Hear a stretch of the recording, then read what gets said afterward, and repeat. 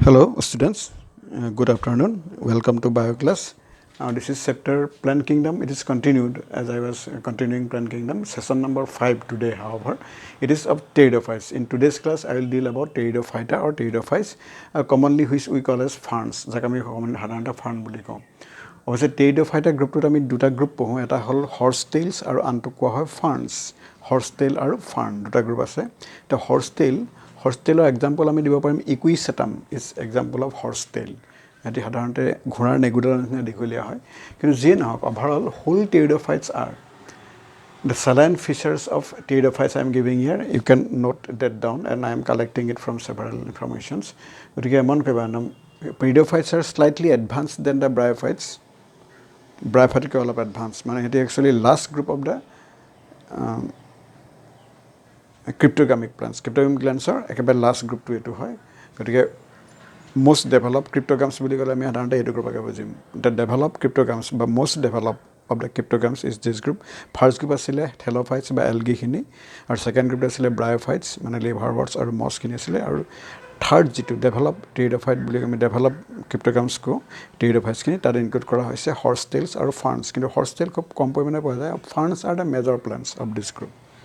Okay, our saline features of these pteridophytic plants are they're of primitive plants. কিন্তু যদিও advance হয় overall আমি প্লেণ্টক যদি কৰোঁ সেই প্লেণ্টৰ ভিতৰত প্ৰিমিটিভ হ'ব, কাৰণ ব্ৰায়োফাইটছ আৰু এলগি আমি প্লেণ্ট বুলি নকওঁ। হ'লেও সিহঁতি প্লেণ্ট হ'লেও সাধাৰণতে ট্ৰী লাইক বিহেভিয়াৰ নেদেখুৱায়, সিহঁতি থেলয়েড বিহেভিয়াৰ দেখুৱায়। সিহঁতি কিন্তু নন থেলয়েড হয়, থেলাছ নিচিনা বডি অৰ্গেনাইজেশ্যন নাপাওঁ। তাৰমানে body erect tree like primitive হ'ব পাৰে প্লেণ্ট, কিন্তু সিডলেছ প্লেণ্টছ হয়, মানে প্ৰিমিটিভ সিডলেছ প্লেণ্টছ ক'ব পাৰোঁ, কিন্তু সিড নথকা প্ৰিমিটিভ প্লেণ্ট হ'ল এইখিনি। অ'কে, ট্ৰী লাইক ইৰেক্ট মানে আমি মাটিৰ পৰা ওপৰলৈ বাঢ়ি যোৱা ব্ৰাঞ্চ পাওঁ, আৰু নন থেলয়েড, গতিকে কোনো থেলাছ অৰ্গেনাইজেশ্যন নাপাওঁ। Grow' primarily however on the damp places and dark places usually they grow'. Okay, সেইটো হ'ল first character. Secondly, these are the first plants adapted fully to survive on land. In my last class, I have said that bryophytes are the first land invading plants. মানে পানী এৰি পেলাই মাটিলৈ উঠি অহা প্ৰথম প্লেণ্টখিনি আছিলে ব্ৰায়োফাইটছ, আৰু সিহঁতক সেইকাৰণে পানীও লাগে আৰু মাটিও লাগে। কিন্তু ইহঁতে আকৌ totally these are the plants which fully adapted to survive in soil. চইলত সিহঁতি এডাপ্ট কৰিব পৰা কমপ্লিটলি এডাপ্ট কৰিছে যাতে চইলত চাৰ্ভাইভ কৰিব পাৰে। আৰু সেইকাৰণে চোৱা, because of that they develop vascular system in them. তাৰমানে এতিয়া আমি ক্ৰিপ্টগামিক প্লেণ্টত কোনো প্লেণ্টত এক্সেপ্ট টেৰিডোফাইটক বাদ দি আমি ব্ৰায়োফাইটছ আৰু এলগিবিলাকত বা থেল'ফাইটছ আৰু ব্ৰায়োফাইটছত আমি ভাস্কুলাৰ ছিষ্টেম নাপাওঁ। ভাস্কুলাৰ ছিষ্টেম তেতিয়াহ'লে অকল টেৰিডোফাইটতে পাওঁ। গতিকে টেৰিডোফাইটছবিলাক সেইকাৰণে আমি যিহেতু ক্ৰিপ্টগামো হয় ভাস্কুলাৰো হয়, আমি সিহঁতক ভাস্কুলাৰ ক্ৰিপ্টগাম বুলি কওঁ। অ'কে, আৰু বিকজ ভাস্কুলাৰ প্লেণ্টছ যিবিলাক প্লেণ্টৰ ভাস্কুলাৰ বাণ্ডল থাকে, জাইলেম ফ্লোৱেম আমি যাক কওঁ, ভাস্কুলাৰ বাণ্ডল থকা প্লেণ্টবিলাক তেতিয়াহ'লে হ'ব টেৰিডোফাইট গ্ৰুপটো, then gymnosperms and then angiosperms. মানে এনজিঅ'স্পাৰ্ম, জিমনোস্পাৰ্ম আৰু pteridophyte they together represent one category of plants where you will likely to have vascular bundle. গতিকে ভাস্কুলাৰ বাণ্ডল থকা প্লেণ্টৰ ভিতৰত ভাস্কুলাৰ ক্ৰিপ্টগাম যদি সোধে তেতিয়া আমি টেৰিডোফাইটক ক'ম, ভাস্কুলাৰ ক্ৰিপ্টগাম টেৰিডোফাইটছ হ'ব। অ'কে, আৰু vascular bundle is the most primitive, কাৰণ এইটো প্ৰথম group of plant, this the first group of plant where we find the vascular system develop, therefore it is primitive kind. Vascular bundle primitive হ'ব। আমি সেইকাৰণে কেতিয়াবা primitive vascular bundle in pteridophyte is also' sometime call the stele বুলি কয়, STELE, ষ্টিলি কোৱা হয়। যিয়ে নহওক প্ৰিমিটিভ ভাস্কুলাৰ ছিষ্টেম হ'লেও আমি দেখা পাওঁ জাইলেম থাকে আৰু ফ্লোৱেম থাকে। তোমালোকে পাইছা কিজানি xylem is responsible for absorption of water and minerals from the soil and sending them to the top parts of the plants by means of xylem. জাইলেমে গতিকে ৱাটাৰ আৰু মিনাৰেল এবজৰ্ব কৰি প্লেণ্টৰ ওপৰ পাৰ্টলৈ দি দিয়ে। আৰু আমি জানো এই প্লেণ্টবিলাকত ফটোচিনথেচিছ হ'ব পাৰে, গতিকে ফটোচিনথেচিছৰ কাৰণে যিটো কণ্টিনিউৱাছ ৱাটাৰ বা মিনাৰেল লাগে এইটো জাইলেমেই প্ৰভাইড কৰিব। আৰু যিখিনি ফুড চিনথেচিছ হয় সিহঁতৰ লিফত ওপৰ থকা লিফবিলাকত, সেই ফুডখিনি কিন্তু ফ্লোৱেমৰ দ্বাৰা তললৈ নামি গৈ আছে। গতিকে function of xylem is to distribute water and minerals to the plants from the soil, whereas function of phloem is to supply synthesized food by the leaves of the plant to different parts of the plant body. য'ত food লাগে চবতে লাগিব, কাৰণ all parts of the plant tissue are living. গতিকে every living tissue require food, and that food is actually derived from the synthesized food from the leaves. Okay, গতিকে লিফৰ পৰা synthesise ফুডখিনি প্লেণ্টৰ body বেলেগ বেলেগ পাৰ্টত য'তেই ফুডৰ দৰকাৰ হয় তালৈ নিবৰ কাৰণে ফ্লোৱেম টিচুৰ প্ৰয়োজন হয়। গতিকে function of phloem is to distribute synthesize food to different parts of the plant body. So more like what then আমি third character পালো. Fourth character of the plant body is that plant body is divisible into a true root, true stem and true leaves. এটা leaf পাওঁ, true comparable leaves পোৱা যায়, comparable stem পোৱা যায় আৰু comparable root system ইহঁতৰ পোৱা যায়. গতিকে plant body is divisible into distinct roots, stem and leaves আমি এটা পাব পাৰোঁ. ওকে, হয়তো ৰুটক আমি ৰাইজত ক'ব পাৰোঁ, ৰুটৰ পৰা ৰাইজত ৰুট হেয়াৰ কিছুমান ওলায় আৰু ষ্টেমো পাওঁ. Stem is also' fully develop here. Okay, ষ্টেমটো কেতিয়াবা ৰিডিউচ হৈ পেলাই ৰাইজম ফৰ্মত থাকিব পাৰে, গতিকে কেতিয়াবা ফাৰ্ণছৰ ষ্টেমক আমি ৰাইজম বুলি ক'ব পাৰোঁ, কিন্তু ইফ ইট ইজ ৰিডিউচ, যদি ৰিডিউচ হয়. আৰু leaves R also' present, well develop well define leaves R present, কিন্তু লিভবিলাকক আমি স্প'ৰফিল বুলি কওঁ, কাৰণ লিফত স্প'ৰ বিয়াৰ হয়, সেইটো আমি পামগৈ. নেক্সট পিছত কৈ আছোঁ তোমালোকক. তাৰপিছত number 5th characteristic that one of the most distinguishing feature of pteridophytic plants over to bryophytic plants is that in bryophytes as well as in algae, means thallophytes, the gametophytic generation is more conspicuous and more developed, autonomic, independent. আমি সেইটো কওঁ গেমেট'ফাইটটো বেছি developed হয়. তাৰমানে আমি যেতিয়া ব্ৰায়োফাইটৰ plant body এটা চাওঁ এনেকৈ, এইটো আমি গেমেট'ফাইটটোকে দেখা পাওঁ, আৰু যেনেকৈ এলগি প্লেণ্ট বডি এটা যদি দেখা পাওঁ সেইটো গেমেট'ফাইট. কিন্তু আমি টেৰিডোফাইটৰ ক্ষেত্ৰত প্লেণ্ট বডি যদি চাওঁ সেইটো কিন্তু স্প'ৰফাইটিক জেনেৰেশ্যনটোৱে দেখা পাওঁ, মানে ডিপ্লয়ড ফেজটো, কাৰণ ইয়াৰ গেমেট'ফাইট জেনেৰেশ্যনটো খুব ভেৰি মাছ ৰিডিউচ হয়, ইনকনস্পিকুৱাছ হয়, কিন্তু ইণ্ডিপেণ্ডেণ্ট হ'ব পাৰে. ই ডিপেণ্ডেণ্ট নহয়, ইণ্ডিপেণ্ডেণ্ট হয়, গ্ৰীণ কালাৰ হয়, ফটোচিনথেছিছ নিজে কৰিব পাৰে, ফুডো নিজে চিনথেছিছ কৰিব পাৰে, কিন্তু সৰু চাইজ হয়, may be found inside the soil sometimes, so' very small. গতিকে gametophyte is very small, inconspicuous in case of pteridophyte plants, বা স্প'ৰফাইট ইজ মোৰ কনস্পিকুৱাছ, মোৰ ডেভেলপ. আৰু ইয়াৰ পিছত আমি যিকেইটা প্লেণ্ট পাওঁ, জিমনস্পাৰ্ম আৰু এনজিঅস্পাৰ্ম, ইহঁতৰ ক্ষেত্ৰত কিন্তু স্প'ৰফাইটিক জেনেৰেশ্যনটোৱে আমি দেখা পাওঁ. গেমেট'ফাইটটো ৰিডিউচ হৈ পেলাই পলেন গ্ৰেড হিচাপে থাকে বা অভিউল হিচাপেহে থাকে. গতিকে these are the first plants where sporophytic generation become well developed and gametophytic generation become much reduced. Okay, kintu whereas in bryophytes and in algae, gametophytic generation is much more developed, sporophytic generation much more reduced. Ulta to hoy gole mane yat. গতিকে এইকেইটা আমি primary criteria বা characteristic হিচাপে ক'ব পাৰোঁ টেৰিডোফাইটবিলাকৰ. Okay, এইখিনি হ'ল characteristic feature, এইখিনি মনত ৰাখিব. তেতিয়াহ'লে দুটামান কেৰেক্টাৰ পালে কি, these are the first plants where vascular system is seen and therefore they are well develop in soil or dry এনভাইৰনমেণ্টে থাকিব পাৰে. অৱশ্যে ছেক্সুৱেল ৰিপ্ৰডাকশ্যনৰ পাৰ্চি কৰিবৰ কাৰণে ৱাটাৰ অৱশ্যে ইহঁতকো লাগে. অ'কে, তাতে এইখিনি আমি চেলাইন ফিচাৰ পালোঁ. তাৰপিছত আহি গ'ল টেৰিডোফাইটছৰ মেইন দুটা ভাগ, two divisions of pteridophytes. Pteridophytes are divided into main two branches. There are two types of pteridophytes we find. One group we call as horsetail, and the other group we call as ferns. Kintu ferns are more predominant in number than horsetail. Horsetail is an example তোমালোকে দিব পাৰিবা, equisetum is an example of হৰ্চটেইল. কিন্তু ফাৰ্ণছৰ example তোমালোকে দিব পাৰিবা ড্ৰায়পটেৰিছ, যিটো আমি সাধাৰণতে দেখি পোৱা ঢেকীয়াটো, ড্ৰায়পটেৰিছ. আৰু এবিধ আছে টেৰিছ, ইহঁতকো আমি ঢেকীয়াই কওঁ, কিন্তু বন ঢেকীয়া বুলি কৈ থওঁ কেতিয়াবা. এইটো আমি খোৱা ঢেকীয়াবিধ. অ'কে, তেতিয়াহ'লে pteridophytes are primary divided into two groups, horsetails and ferns. Equisetum is an example of horsetail. সেইকাৰণে পাওঁ তাত টেৰিডোফাইটছৰ তেতিয়াহ'লে এটা মেইন ডিভিজন. কিন্তু there are 4 classes of pteridophytes we find. 4টা class. Pteridophytes are divided into 4 classes. The 4 classes of pteridophytes. Pteridophytes divided into 4 classes. 4 classes. Division pteridophytes are divided into 4 classes. The 4 classes are Coelopsida. Your example dibo pariba tomaloke. Coelotum is an example of pteridophyta plant. Coelopsida, Lycopsida. Another class is Lycopsida. Okay, Lycopodium is the example of Lycopsida. Lycopodium is an example belonging to this class. Then Sphenopsida.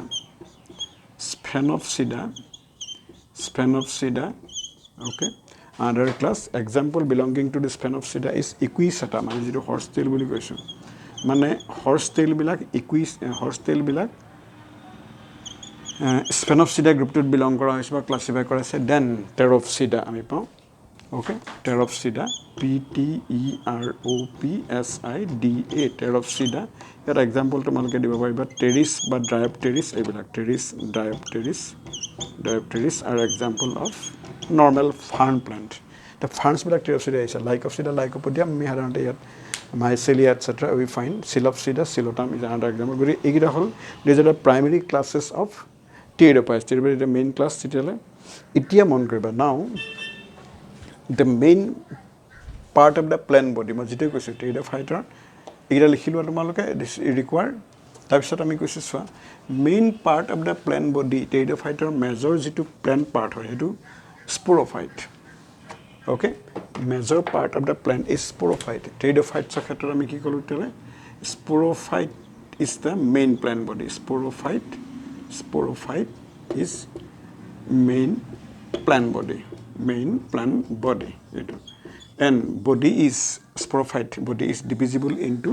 3 parts আমি তিনটা part দেখিবলৈ পাওঁ এই তিনটা part আছে কি there is true leaf we find true leaf পাম আমি there are true leaf present true stem present true roots also present true stem present true stem and true roots পাম আমি ৰুটছক আমি কেতিয়াবা ৰুটছৰ পৰা ৰাইজইড ওলোৱা দেখা পাব পাৰোঁ roots contain rhizoid for absorption of minerals and nutrients etcetera and এতিয়া মন কৰিবা the true leaves can be 2 types leaf আকৌ মন কৰিবা true leaf can be divisible into 2 type okay কেতিয়াবা স্মল হ'ব পাৰে স্মল লিভ হ'লে আমি মাইক্ৰস্পোৰোফিল বুলি কওঁ মাইক্ৰস্পোৰোফিল কেলৈ কোৱা হয় মই কৈ আছোঁ তোমালোকক মাইক্ৰস্পোৰোফিল আৰু চাম আৰ লাৰ্জ লিভ ইহঁতক আমি কওঁ megasporophyll large leaf okay leaves in case of pteridophytes or ferns are also' known as sporophyll লিভক the leaf in Pteridophytes or ferns are called sporophyll. In case of fern, the leaves are called sporophyll. Sporophyll kala koi because they bear spore. They bear spore. Okay. Hey spore bilakok ami kitiba sorai buli koi thon. Sorai ba sori buli koa hoy. Okay. Spores are sorai or soricol. Okay. So sometime কেতিয়াবা কি হয় sometime the leaf bearing sporophyll become very much compact কেতিয়াবা খুব compact হৈ যাব পাৰে become very much compact and give rise to what we call as cone or strobili কোৱা হয় cone or strobili okay কিন্তু কোন টাৰ্মটো সাধাৰণতে ফাৰ্ণছত ইউজ নকৰে কোন টাৰ্মটো জিমনোস্পাৰ্মত বেছি কমনলি ইউজ কৰে strobili two plural term strobilus singular term গতিকে spore bearing leaves sporophyll sometimes become very much compact and produces specific cone like structures we call স্ট্ৰবিলাই okay স্ট্ৰবিলাই কওঁ এতিয়া এইখিনিতে মন কৰিবা তোমালোকে চোৱা এই যিবিলাক মই ক'লোঁ যে চৰাই spores they bear spores are actually borne on the এই যিবিলাক স্পোৰোফিলত চৰাই থাকে চৰাইত কি হয় they bear sporangia they develop sporangia on the under surface of the leaves sporangia bear okay this sporangia undergoes meiosis ইহঁতৰ কি হ'ব they undergoes meiosis and produces spores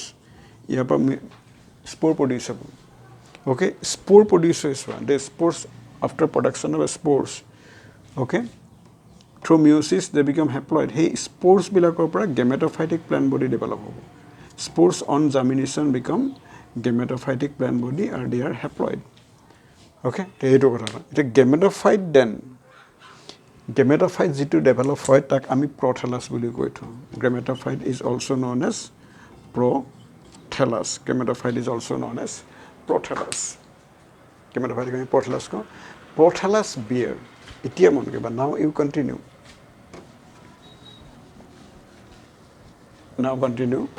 এই যেটো মই prothallus structure বা gametophyte কথা কৈছো prothallus or prothallus is the gametophytic plant prothallus is the gametophytic generation gametophytic gametophytic generation of the plant body. This prothallus sometimes bisexual, sometimes unisexual, but whatever be, prothallus is gametophyte since it develop gamete. Therefore, prothallus ki develop koibo, gamete develop koibo. Prothallus will develop gamete. Prothallus will develop gamete.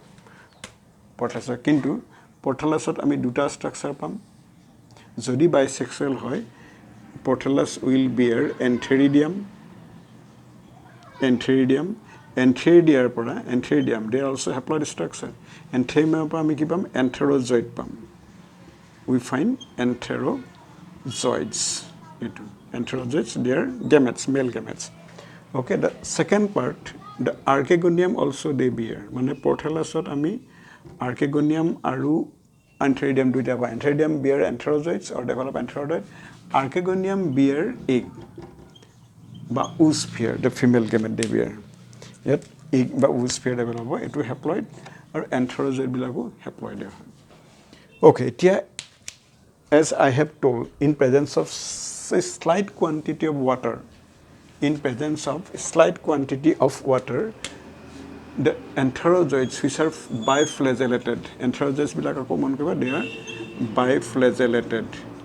With the help of these antherozoids or biflagella, the antherozoids can swim. They can swim in presence of water. In presence of water. Presence of water, they can swim. But a certain amount of water required. Like rainy season not here basic rain they require. But in presence of water, the antherozoids, bacterial antherozoids can swim towards egg and fertilize the egg. As a result, a zygote is produced. Okay, zygote produces, zygote become twice in structure. The zygote then develop into sporophytic generation again. Zygote develop into sporophytic generation. It is twice in. Okay. This is exactly how the life cycle of an pteridophyte is complete. Life cycle completion to me the life cycle in pteridophyte can be shown like this way. Complete how life cycle in antherozoids is completed. This is the drawing, but this is it. Imagine okay. The prothallus or gametophyte, which is N. It is the gametophytic generation. Or it is green colored, completely independent. It is not dependent on sporophyte. Prothallus usually bisexual, can develop antheridium and can develop archegonium. Archegonium develop over. Or antheridium antherozoids po jai. Antherozoids or archegonium egg pound. Antherozoids egg both together they fertilize and produces zygote and develop into sporophyte. Sporophyte bears sporangia. Sporangia develop into spores by meiosis. Actually, sporophyte sporangia ami diploid structure pam. Kintu ihotor sporangia kisman cellor meiosis hoy haploid spore converter. He spore bilakor germination hoy ako prothallus to produce hobo. Tamane ultimately ami paluge ki ei guti plant body tour. In this case, we are getting that. In this case, we are getting that prothallus sporopora arambho kori a egg or fertilization hua lage a part to whole haploid generation. This part is haploid phase. It whole haploid phase or a phase to whole diploid phase. It is the diploid phase. It is an alternating cycle from haploid to diploid to haploid is called alternation of generation. It is again very much well defined in case of pteridophytes. Life cycle is called also as alternation of generation because here haploid phase alternates with diploid phase and vice versa. Okay, diploid phase to me is sporophyte, so it is independent and more conspicuous, highly developed. Tamani farm plant jitu dekha pao, he dekha pao plant to diploid mane sporophyte generation me dekha pao. Aru prothallus to horu ei thik rootor logote thoka eta part gametophyte kintu you independent hoy. Dependent no independent. Both are independent, kintu is conspicuous, it is inconspicuous. It will hit life cycle of a pteridophytic plant. This is life cycle. Lastly, the significance of pteridophytic plants, let me describe. Okay, economic importance of pteridophytes or fern plants. Economic importance of gametophytic generation to sexual reproduction kore, sporophytic generation to asexual reproduction perform kore. Reproduction jodi soa tomaloke sporophyte ami asexual reproduction pao aru gametophyte sexual reproduction pam. That's the economic importance of pteridophytes. Economic importance. Last part of pteridophyte is economic importance of pteridophytes. Economic importance of pteridophytes. Importance of pteridophytes. Pteridophytes are economic importance. Okay. Since pteridophytes are plant-like and they grow in dense vegetation, dense ke grow hobo pare. Since they grow in dense vegetation, okay, they because of their dense vegetation, we can call protect cell from heavy rainfall. Because of dense vegetation, they protect soil or land from heavy rainfall. Directly rain ahi pele matilekor khonda maba dibona karon they actually cut off the rain precipitation, okay, rainfall, and thereby seek soil erosion check kore. Eta ami significance number 1 kobo paro. Okay. Secondly, some ferns used as medicinal plant. Kisman farmer medicinal injury protection value thake mane to cure injury, lost part injury prevent koribo karone ami medicinal plants use koru.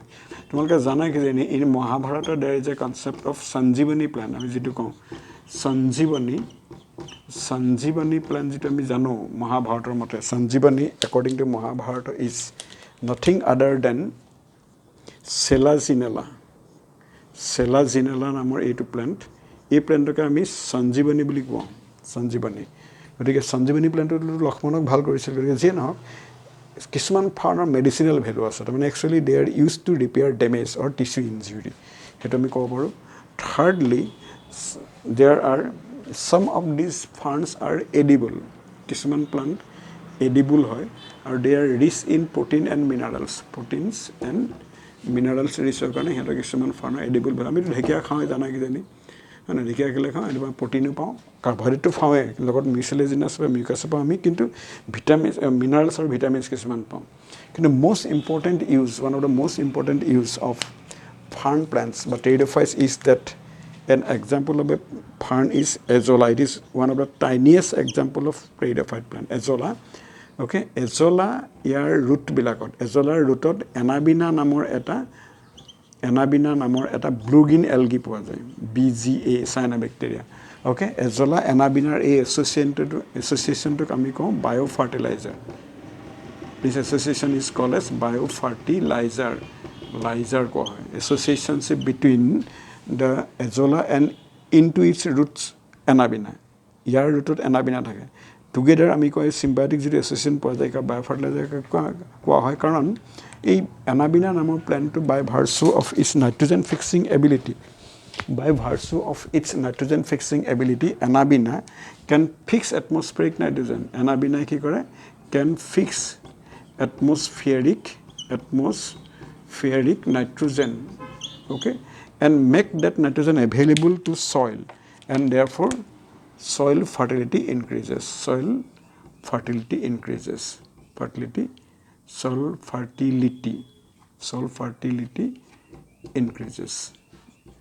Okay, ইয়াক আমি কি বুলি কৈছো biofertilizer. This association is commonly used in Indian rice fields. বা paddy fieldত আমি খুব commonly use কৰো. Indian farmers use in their rice or paddy fields the biofertilizer. It is azolla anabina association. Azolla is an example of fern plant. Anabina is a BGA blue green algae anabinaৰ কি হয় ইয়াত এবিট specific cell থাকে এই cell বিলাকৰ কাৰণে এটি nitrogen fix কৰিব পাৰে হেটেৰোসিস সেল কোৱা হয় নাইট্ৰজেন ফিক্সিং এবিলিটি কাৰণে ultimately soil fertility increase কৰে গতিকে এইখিনি হল তেলে these are the pteridophytes importance or significance of pteridophytes. And with that about pteridophytes I am completing. In next class I will deal with gymnosperms. ইয়াৰ পাছত আমি gymnosperm পঢ়িম. Thank you.